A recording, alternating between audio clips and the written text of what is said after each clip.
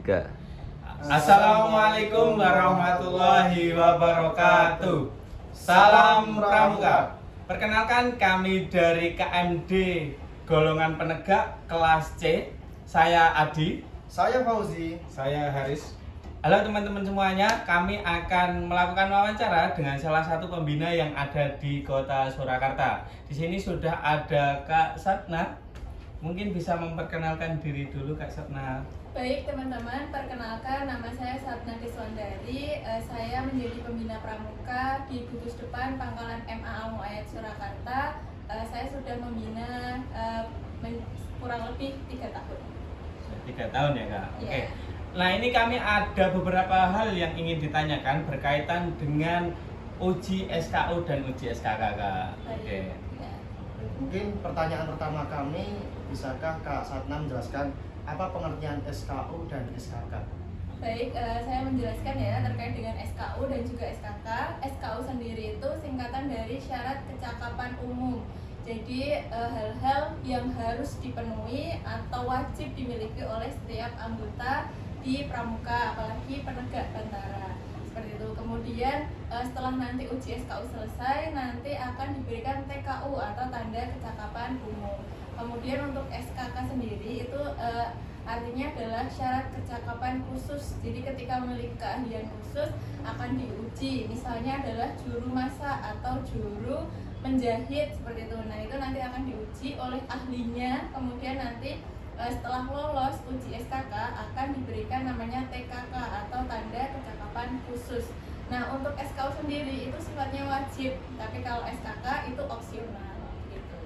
Baik, terima kasih informasinya Kak. Ya. Sebelumnya Kak Satna apakah sudah pernah menguji SKU atau SKK? Kalau terkait dengan SKU sendiri, saya pernah menguji, akan tetapi kalau SKK itu saya belum pernah, karena biasanya itu akan diserahkan kepada ahlinya. Misal ketika ingin SKK memasak, itu akan diserahkan kepada ahlinya, misalnya kopi atau ahli yang expert di bidangnya, seperti itu. Oke, yang selanjutnya, Kak, ini bagaimana sih strategi yang bisa dilakukan untuk mengisi atau menguji SKU dan SKK itu? Terkait dengan strategi itu dari awal kita sudah menegaskan kepada setiap anggota pramuka bahwa nantinya akan dilaksanakan uji SKU, karena SKU yang wajib, tapi kalau SKK itu opsional. Nah, ketika ada kegiatan-kegiatan pramuka rutin itu nanti itu kan diisi dengan materi-materi. Nah, ketika materi itu juga ditegaskan ini harus diperhatikan dengan baik agar nantinya ketika uji SKU nanti bisa mengikuti dengan baik dan lolos atau lulus seperti itu.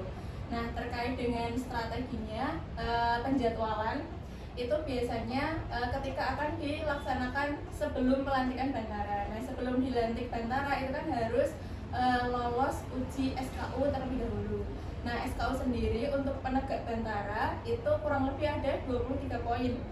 Nah, 23 poin itu nanti akan dibagi-bagi setiap pembina.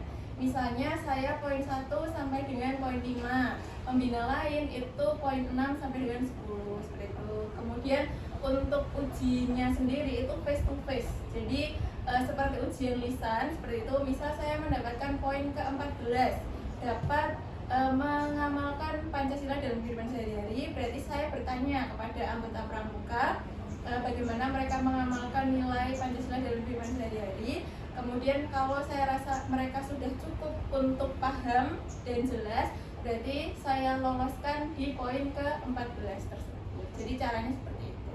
Oke, sebelum itu mungkin itu per sangga atau per pribadi ya, Kak, biasanya, Kak? Jadi kalau uji SKU dan juga SKK itu pribadi, jadi individu, bukan persangga lagi kan. Gitu. Oke, Kak.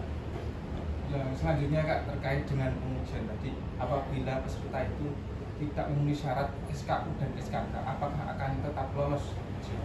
Jadi terkait dengan SKU sudah saya sebutkan tadi ya, ada 23 poin.